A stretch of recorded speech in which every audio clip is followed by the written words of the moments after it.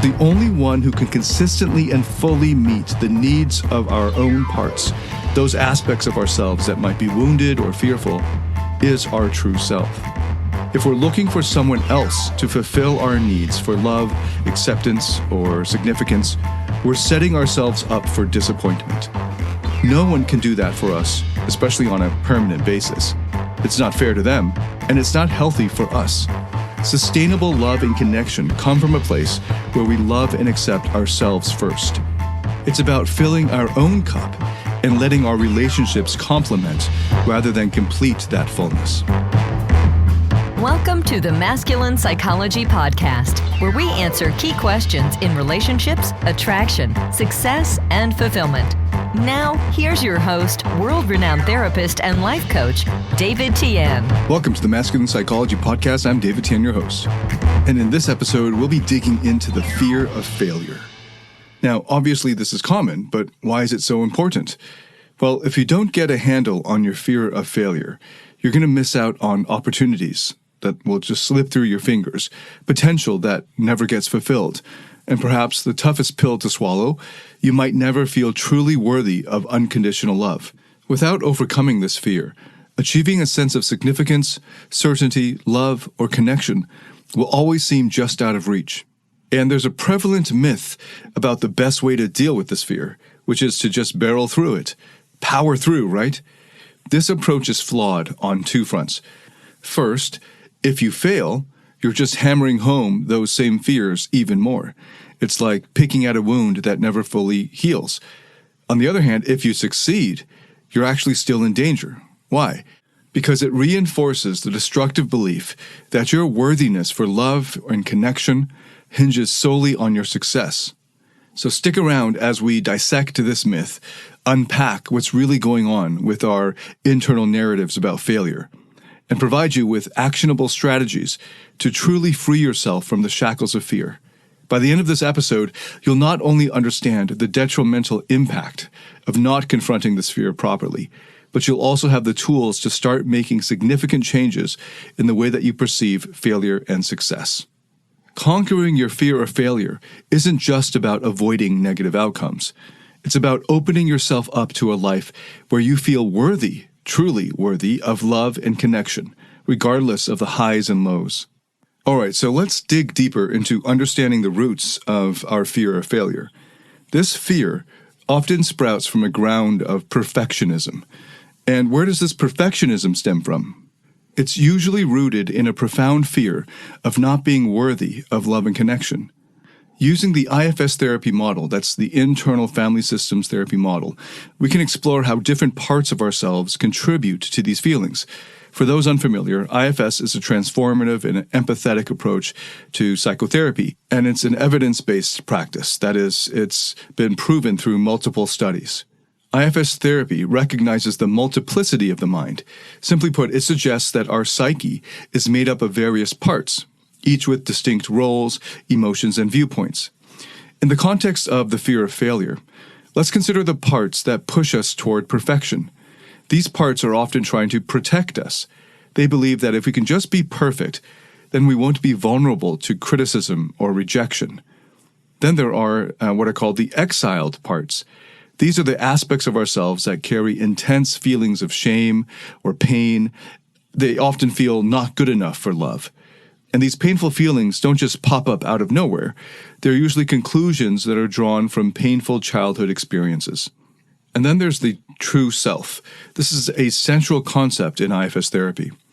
The true self isn't a part of us. It's our core self, embodying qualities like calmness, curiosity, compassion, connectedness. It's like the wise leader of our internal family. When you strengthen your connection to your true self, you start to cultivate a grounded sense of worthiness that doesn't rely on nailing every target or being affirmed by others. To bring this to life, let's look at a real-life example. Consider Sam, a guy I worked with who always felt like he was under a microscope, driven to be the top of his class, the best in his job, perfect in every way.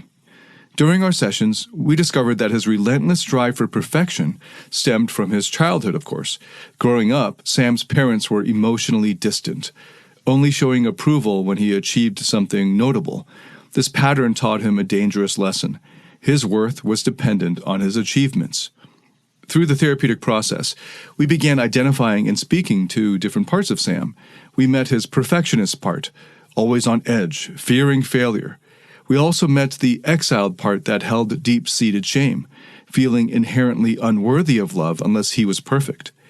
By facilitating dialogues between these parts and between these parts and Sam's true self, he began to understand that his value as a person wasn't tied to his successes or his failures. As Sam got more practice and experience staying in the state of his true self, his higher self, he found that he could approach life with more curiosity and less fear. This shift didn't make him immune to failure, but it changed how he responded to what he thought were setbacks at the time. Mistakes or failures were no longer a threat to his self-worth, and he was able to see that, in fact, they were opportunities for growth and learning, and some of the best ways for him to learn. His relationships improved too, as he no longer sought validation through achievements and was able to connect with people more authentically as a result. Okay, so how can you start to reconnect with your higher self and address these parts of you that are driven by fear or shame? First, it's about recognizing that these parts exist in you and understanding their positive intent. They're not your enemies. They're parts of you trying to protect you based on old scripts and wounds, though. The next step is to cultivate the qualities of your higher self, like curiosity, compassion, and connectedness. The more you can stay in the state of your higher self, the more all of your parts will be helped. When you feel the stirrings of fear or the push to be perfect, pause. Go inside and reflect. Bring in curiosity. Why is this part so active right now, you can ask yourself. What is it trying to protect? Show compassion if you can. Acknowledge the fear or shame that this part is holding, and do it without judgment. And connect with the part. Remind it that it's not alone, and that you, in the state of your higher self, is there to lead. Reconnecting with your higher self and transforming your relationship with failure doesn't happen overnight. It's a journey. But every step forward is a step away from fear-driven perfectionism and towards a life where you will feel genuinely worthy of love and connection, no matter your achievements or your material success or your mistakes or failures. Now I'm going to do something that I haven't done consciously yet in this podcast series, which is to weave in some ancient wisdom here from Asian sources, specifically here Buddhist and Taoist sources, to illuminate how our attachments, especially to outcomes, lead us right into the arms of suffering and fear. I find it fascinating to see how these ancient philosophies intersect with modern psychological insights, and I hope you do too. Thich Nhat Hanh, a revered Buddhist monk, once said, "The root of suffering is attachment," and he's, of course, here repeating a common Buddhist principle. This simple yet profound statement sheds light on why we experience so much fear of failure. When we cling to the idea that we must achieve certain things or maintain certain relationships in order for us to be happy or worthy, we set ourselves up for fear and disappointment and are in denial and continue to be in denial of the very nature of life. Attachment doesn't just refer to material things, of course. It can also be our attachment to an outcome or a specific path of success. On this theme of the impermanence of life and of our own lives, Taoist philosophy, specifically ancient text of the Zhuangzi, has a lot to teach us. The Zhuangzi speaks about the importance of flowing with life's natural rhythms, embracing change and the inevitability of impermanence. One of my favorite passages goes, "Happiness is the absence of striving for happiness." It's about finding joy not by forcing conditions to be a certain way, but by adapting and flowing with what life presents.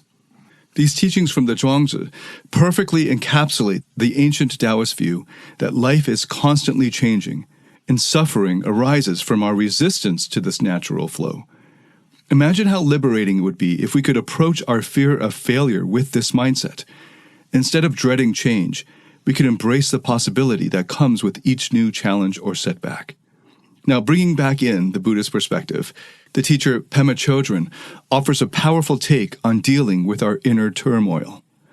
Compassion for others begins with kindness to ourselves.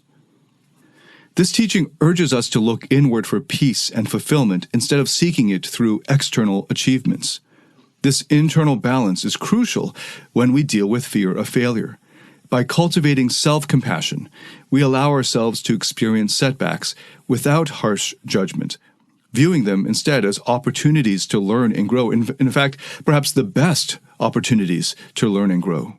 The lessons that are seared into our minds that we learn at the deepest levels are the ones we've earned the hard way through going through the mistake and reflecting. Lin Yutang, a notable figure in the last century who bridged Eastern and Western philosophies, also speaks to this. He said, "The wisdom of life consists in the elimination of non-essentials." Our fear of failure often comes from overvaluing things that, in the grand scheme, don't contribute to our true happiness or self-worth. By focusing instead on what truly matters, our compassion, our personal growth, our ability to love and connect with others, we can minimize the fears that arise from not achieving or losing superficial measures of success. So how do we integrate all of these teachings into our daily lives? It begins by recognizing that our self-worth isn't tied to our achievements or to our relationship status. We can find peace and fulfillment within ourselves right now by practicing mindfulness and compassion. It's about seeing that impermanent nature of our experiences and learning to flow with them, not against them. In practical terms, this might look like observing when you feel attachment rising, especially when you're focused on specific outcomes. At that moment, offer kindness to yourself, acknowledge your effort, and accept whatever result comes your way. This practice doesn't mean you stop striving to achieve goals. Rather, it means you don't let the fear of not reaching them end up governing your life. By embracing these principles, you start to see failure not as a terrifying end, but as a natural part of your journey through life and growth, a part of the ebb and flow of life. You learn to appreciate the process itself, rather than just valuing the outcome. This shift can profoundly change how you approach every challenge and opportunity you come to. No matter their physical strength, for many men, emotions are too much for them to handle. It's why they can't give women the deeper levels of emotional intimacy and connection that they crave. It's why they fail to be the man that modern women desire most. A man with inner strength. A man who has mastered his emotions. Find out how to master your emotions through David Tian's Emotional Mastery Program. The Emotional Mastery Program is a step-by-step system that integrates the best of empirically verified psychotherapy methods and reveals how to master your internal state and develop the inner strength that makes you naturally attractive, happy, and fulfilled. Learn more about this transformational program by going to davidtianphd.com/emotional mastery. That's DAVIDTIANPhD.com/emotional mastery. All right, let's roll up our sleeves and get practical. How do we take these deep insights from Buddhist and ancient Taoist philosophies and make them work in our daily lives? How do we help those protective parts of ourselves that are so afraid of failure understand that your higher self is well equipped to handle life's up and downs? So here are just some actionable strategies that you can start applying today. This is not a comprehensive list, but just to get you started. So first, we'll look at mindfulness. This isn't just a buzzword. It's a powerful tool. Mindfulness practices, like those found in DBT therapy, dialectical behavior therapy, can be incredibly effective. I teach a lot of these in my program, Emotional Mastery. These practices teach you how to stay present and engaged, observing your thoughts and feelings without judgment. Let's say you're starting a new project and you feel that familiar wave of anxiety about failing. Instead of letting that anxiety take you over, you take a moment to practice mindfulness. You focus on your breathing. Notice where you feel the anxiety concentrated in your body. Observe it without trying to change it. This simple act can help reduce the intensity of your fear and bring your higher self back into the driver's seat. Journaling is another fantastic tool. It's something I recommend often because it provides a safe space for your protective parts to express themselves without fear of judgment. You can start with a prompt like, "What am I really afraid will happen if I fail?" Or, what does my protective part want me to know? Writing down these thoughts can help you understand and reassure these parts that you, in your higher self, is capable and resilient, more than able to handle the setbacks. Now let's look at some specific meditations and self-dialogue exercises from internal family systems therapy. These are designed to help you directly engage with different parts of yourself. A simple exercise to begin with involves visualizing a recent moment when you felt fear of failure. In your mind's eye, separate yourself from this fear and sit down with it as if it's another person, because after all, it's a part of you that's holding that fear. You can ask this part questions like, what are you trying to protect me from? And what do you need to feel safe right now? And what is it that you want to share with me or want me to know or understand? This dialogue can create a new understanding between you and your protective parts, helping them to trust in the strength and wisdom of your higher self. Ideally, you would be having these dialogues led by a professional therapist who's trained in these models. But you can also give it a try on your own, and at the beginning, many people derive some benefit from that. These techniques aren't just about coping. They're about transforming your relationship to fear and failure. By regularly engaging in mindfulness, journaling, reflection, and dialogue, you invite your protective parts to relax and gradually integrate with your system and your higher self. This integration doesn't erase the fear, but it changes how you respond to it, making you more resilient and open to life's full spectrum of experiences. Now, moving forward, let's look at how we can nurture real, sustainable love and connection in ourselves. This isn't about finding something outside of ourselves to complete us. Instead, it's about cultivating it from within. And this ties, of course, beautifully into the framework of internal family systems therapy. In IFS, again, the true self plays a pivotal role. Think of the true self as the core of your being, your higher self, the core that embodies qualities like compassion, calmness, and clarity. It's from this center that we can truly meet our own needs, and by extension, form healthier connections with other people. Why is this important? Because the only one who can consistently and fully meet the needs of our own parts, those aspects of ourselves that might be wounded or fearful, is our true self. If we're looking for someone else to fulfill our needs for love, acceptance, or significance, we're setting ourselves up for disappointment. No one can do that for us, especially on a permanent basis. It's not fair to them, and it's not healthy for us. Sustainable love and connection come from a place where we love and accept ourselves first. It's about filling our own cup and letting our relationships complement rather than complete that fullness. Let's dive deeper into how this works with IFS. Each part of us has its own desires and fears. Some may be desperate for love because they hold memories of not being loved enough way back then. Others might fear connection because they associate it with pain or betrayal. And here's where the magic of self-love and acceptance come into play. By turning inward and fostering a nurturing relationship between you, your higher self, and your parts, you begin to heal these wounds. You teach these parts of you that they are already loved and accepted unconditionally by the most constant presence in their lives, you. This self-love is not a one-off event.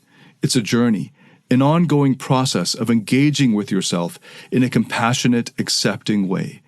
It's about making a daily commitment to sit with your parts, listen to their concerns, and reassure them. Imagine doing this every day.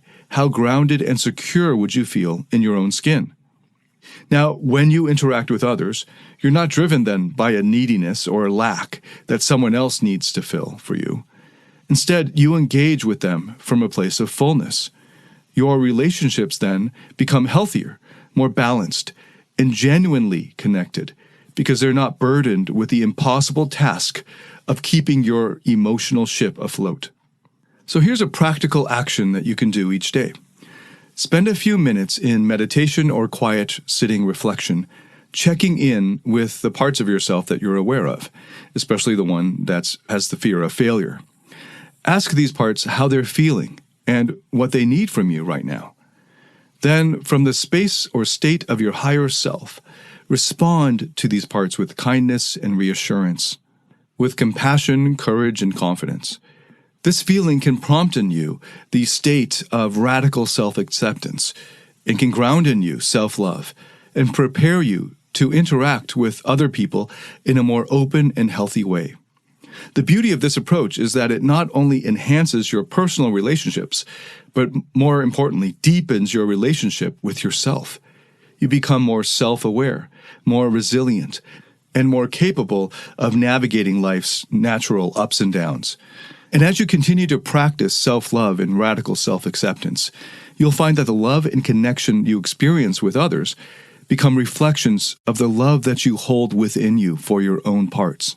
Alongside these practices, I can recommend also some Buddhist and Taoist ancient practices.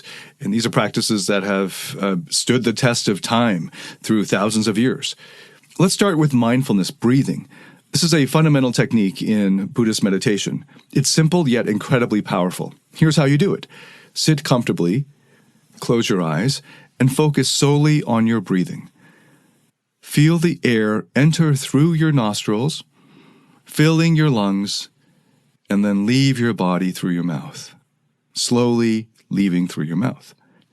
When your mind wanders, as it will, gently guide it back to your breath once you notice your mind wandering. This practice isn't about stopping thoughts. It's about observing them without attachment or judgment.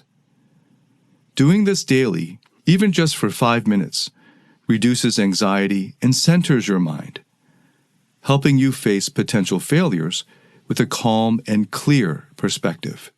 In my previous podcast series, like the DT Ph.D. podcast, I've devoted many episodes to the benefits of meditation. So I highly recommend, if you'd like to get my take on it, that you dig into those. I also provide many meditations, I think I've done over 100 now, meditations of my own in my courses and programs like Emotional Mastery, Freedom U, Lifestyle Mastery. It's important to remember that these practices are not like a quick fix. They require commitment and consistency to get the benefits, but the benefits are profound.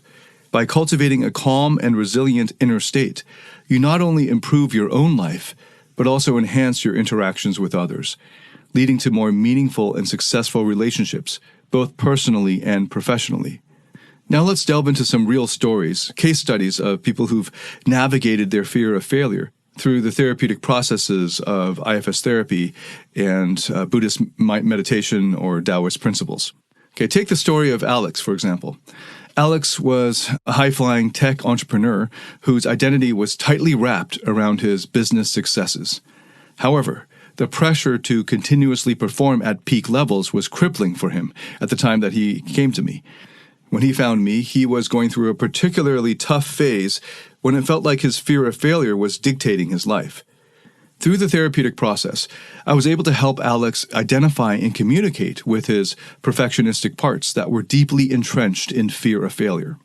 At the same time, I had Alex begin practicing Buddhist mindfulness meditation. Each morning, he would spend time simply observing his breath, watching his thoughts come and go without attachment. This practice helped him gain perspective on his intrusive thoughts of failure and imperfection. He also engaged in meditations on impermanence, reflecting on how his previous successes and failures had come and gone, which instilled a profound understanding that no single failure could define his self-worth. Alex's journey took a significant turn when he embraced the concept of wu-wei, the ancient Taoist idea of effortless action. Instead of striving to control every outcome, he learned to take actions aligned with his higher self and let go of the rest. This shift didn't mean that he stopped working hard, but instead that he worked from a place of aligned flow without forcing outcomes. As Alex's journey unfolded, he discovered his higher self, calm, curious, compassionate, connected. He learned to give himself the same unconditional love and acceptance that he sought from his achievements and external validations. This profound internal shift allowed him to approach both his personal life and his entrepreneurial ventures with a sense of authenticity and fulfillment that he'd never experienced before. And here's another example. Let's call him Jordan. He's another man whose life was defined by an all-consuming drive to be perfect in every role. For Jordan, it was a father, as a husband, as a business owner. Jordan's fear of failure made him rigid, unable to appreciate the moments of joy that sprang from the very roles that he said he valued. Through the therapeutic process, combined with daily practices in mindfulness and meditations on impermanence, Jordan began to loosen the grip of his perfectionistic parts. He learned to see his efforts as fluid, ever-changing, and impermanent, which significantly reduced the stakes that he associated with every potential mistake. Over time, Jordan found that he could act from a place of flow, of wu-wei, engaging in his roles with passion and dedication, but without the attachment to perfection. This realization that he could embrace whatever came his way, without fear of failure, led to a richer, more rewarding life. He now enjoys a level of engagement with his family and a passion for his work that comes from a place of deep, authentic fulfillment. Notice that I didn't get too much into the childhood roots of their fear of failure, because you can actually grow out of this debilitating fear of failure through coaching, through therapeutic coaching. The psychotherapeutic psychoanalysis helps to understand the sources and roots of it, but it's actually not necessary. With the right daily practices, you can actually grow out of an immature place of the fear of failure, of perfectionism. So let's quickly recap the major points that we've covered in this episode. We explored the deep roots of the fear of failure, often tied to a relentless pursuit of perfection that can stem from not feeling inherently worthy of love and connection. We've delved into the transformative principles of IFS therapy, along with ancient wisdom from Buddhist and Taoist traditions, highlighting how practices like mindfulness, meditation on impermanence and non-attachment, and wu-wei can radically alter our approach to failure and success. Now, I want to hammer home the dire consequences of a life shackled by the fear of failure. It's a life where every decision is clouded by the terror of making a mistake, where opportunities are left unexplored because the risk of failure looms too large. This kind of life leads to stagnation, not just professionally, but also personally. Relationships suffer as you hold back your true self, and personal growth stalls as you avoid new experiences and challenges.